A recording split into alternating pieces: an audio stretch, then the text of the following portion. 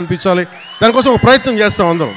నేనంటే కదా, ఏ హీరో అయినా సరే, ఏ ఫిల్మ్ మేకర్ అయినా సరే, ఇలాంటి మేమందరం కష్టపడుతున్నప్పుడు నాకు చాలాసార్లు అనిపించేది ఈ సినిమా సరిగ్గా రూపుదిద్దుకుంటుందా, ఎట్లా ఉందో ఇప్పుడు ఒక భయం ఉండేది నాకు. కానీ ఎప్పటికప్పుడు ఒక చిన్న ట్రైలరు రిలీజ్ చేసి కృషి గారు దాని మ్యూజిక్ నాకు ఎప్పుడు ఒక జీవాన్ని పోసేది. ఈ రోజున సినిమాని ఇంత బలంగా మనం ఒక బలమైన పాజిటివ్ నోట్ ఉంది అంటే ఈ సినిమాకి నాలాంటి హీరో కంటే వీళ్ళందరికంటే కూడా దీన్ని నమ్మిన వ్యక్తి academy Oscar winner Shri Keeravani గారు, ఎంఎం కీరవాణి గారు. అంటే ఆయన కనుక సినిమాకి డైరెక్షన్ లేకపోతే ఈ సినిమా ఇంత అద్భుతంగా వస్తా నాకైతే సందేహం. ఆయన లేకపోతే, కీరవాణి గారు లేకపోతే హరిహర వీరమల్లు అనే సినిమా లేదు. మేము ఎంత గొప్ప కథ చేసినప్పటికీ, మేము ఎంత బాగా నేను యాక్ట్ చేసినప్పటికీ దాన్ని ఆ ఎమోషన్స్ని సరిసమానంగా దాన్ని ముందుకు తీసుకెళ్ళగలిగే నేపథ్య సంగీతం కానీ సాంగ్స్ కానీ లేకపోతే అది దానికి ఆ శక్తి సరిపోదు.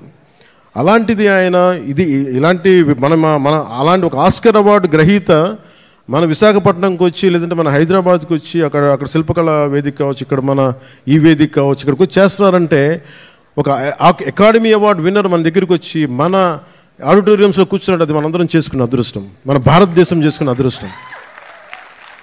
అంటే మాకు తెలుగు పాట అది నాటు కదా, నాటు అని చెప్పి ఒక పాట కొడితే దానికి ఆస్కార్ వస్తుందా అని మనం ఎవరైనా సరే జ్యోతిష్యం చెప్తే నమ్ముతాం. బట్ కానీ దాని శక్తి రాజమౌళి గారు లాంటి దర్శకులు కావచ్చు, దాన్ని తీసుకెళ్ళిన రామ్ చరణ్ గారు, జూనియర్ ఎన్టీఆర్ గారు కావచ్చు,